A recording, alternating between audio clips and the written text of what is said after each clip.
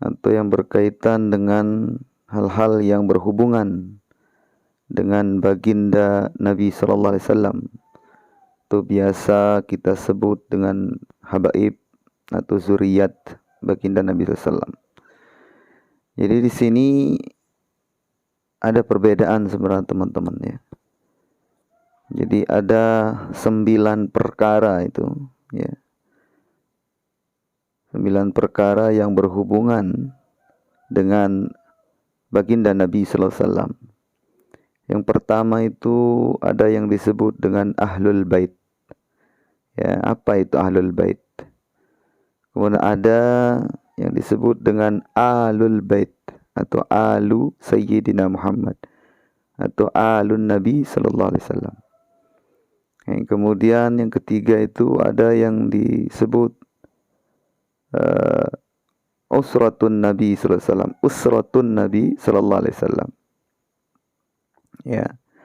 Usratun Nabi sallallahu alaihi wasallam. Kemudian ada yang disebut dengan zurriyah ya, zurriyatun Nabi sallallahu alaihi wasallam. Zuriyat Nabi sallallahu alaihi wasallam.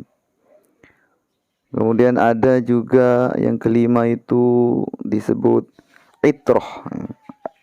Itratun Nabi sallallahu alaihi wasallam. Kemudian yang keenam itu ada yang disebut dengan Maulan Nabi sallallahu alaihi wasallam ya. Maulan Nabi sallallahu alaihi wasallam.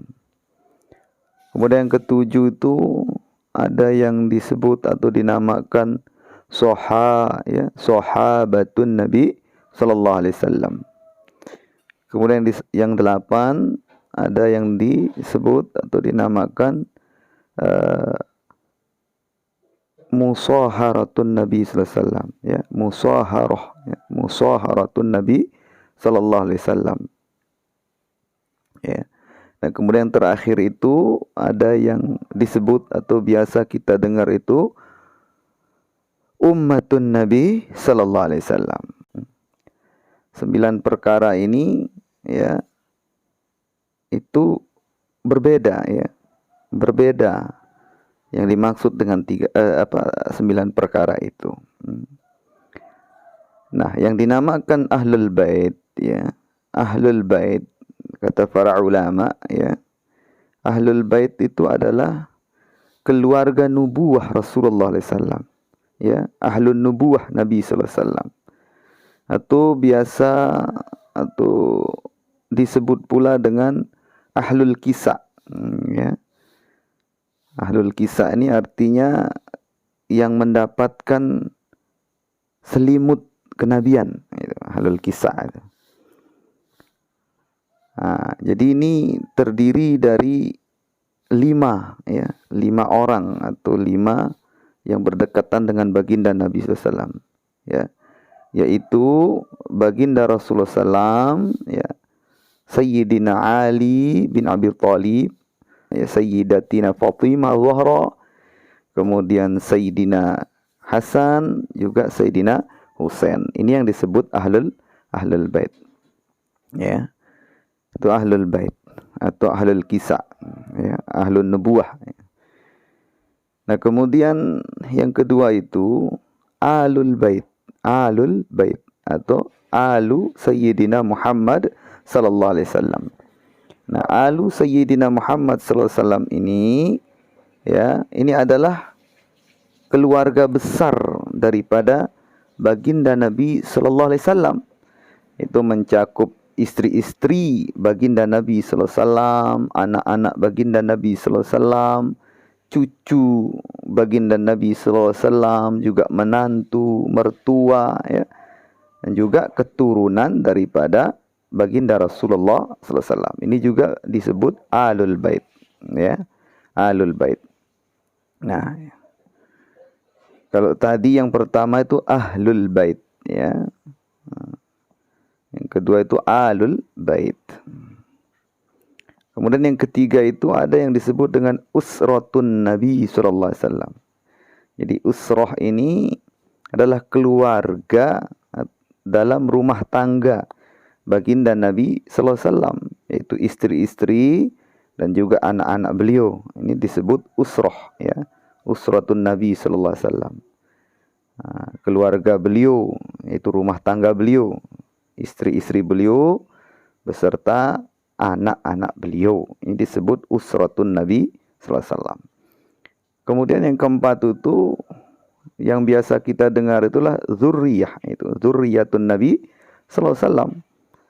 Ini adalah semua keturunan baginda Nabi sallallahu alaihi wasallam, itu namanya zurriyah. Ya, baik dari cucu laki-laki maupun cucu perempuan, ya. Cucu laki-laki dari baginda Nabi sallallahu alaihi wasallam itu Hasan Husain, cucu perempuan baginda Nabi sallallahu alaihi wasallam, ya. Seperti Zainab binti Ali dan Ummi Kulsum binti Ali, dan semua keturunan mereka ini disebut dengan zuriyah. Nah, ini yang berkaitan dalam ilmu waris atau ilmu faraid, ilmu tentang zuriyat Nabi sallallahu alaihi wasallam. Ya. Nah, kemudian yang kelima itu ada yang dinamakan itrah, ya, itratun Nabi sallallahu alaihi wasallam. Ini adalah keturunan Nabi sallallahu alaihi wasallam yang ada kaitannya dengan pencatatan nasab. Ini namanya itrah, yaitu dari jalur laki-laki. Atau biasa kita sebut juga itu dengan trah, ya, trah. Nah, ini harus melalui jalur laki-laki karena berkaitan dengan perwalian dalam pernikahan. Ya, ilmu tentang itrah tersebut, itu ilmu nasab atau ilmu trah, yaitu yang khusus keturunan Nabi sallallahu alaihi wasallam yang dari jalur laki-laki, yaitu cucu dan seterusnya. Ini itrah namanya, itratun Nabi sallallahu alaihi wasallam. Nah, kemudian ada yang disebut dengan maulan Nabi sallallahu alaihi wasallam, ya. Maulan Nabi sallallahu alaihi wasallam ini, ya, adalah, ya, orang-orang yang menjadi anak angkat baginda Nabi sallallahu alaihi wasallam atau budak yang telah dimerdekakan oleh baginda Nabi sallallahu alaihi wasallam. Ini disebut maulan Nabi sallallahu alaihi wasallam. Kemudian yang ketujuh itu ada yang disebut dengan sahabatun Nabi sallallahu alaihi wasallam, yaitu semua sahabat yang mendampingi dakwah baginda Nabi sallallahu alaihi wasallam atau orang-orang yang hidup di zaman Nabi sallallahu alaihi wasallam, bertemu dengan Rasulullah dan mengimani atau beriman kepada Rasulullah sallallahu alaihi wasallam. Ini tersebut dinamakan sahabatun Nabi sallallahu alaihi wasallam, itu sahabat Nabi. Nah, kemudian itu ada yang disebut dengan musaharah, ya, musaharatun Nabi sallallahu alaihi wasallam. Nah, musaharatun Nabi sallallahu alaihi wasallam ini adalah itu para sahabat Nabi yang terkait dengan Nabi dalam pernikahan, baik sebagai menantu maupun mertua. Ini disebut musaharah, musaharatun Nabi sallallahu alaihi wasallam. Nah, kemudian kesembilan itu yang disebut dengan ummatun Nabi sallallahu alaihi wasallam. Jadi ummatun Nabi sallallahu alaihi wasallam itu termasuk kita, itu adalah umat Islam yang setia mengikuti baginda Nabi sallallahu alaihi wasallam. Semoga kita, ya, termasuk atau kita diakui sebagai umatnya baginda Nabi sallallahu alaihi wasallam. Itu namanya ummatun Nabi sallallahu alaihi wasallam.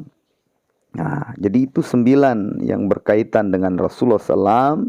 Ya, ini mesti kita hafal, kita ketahui, ya.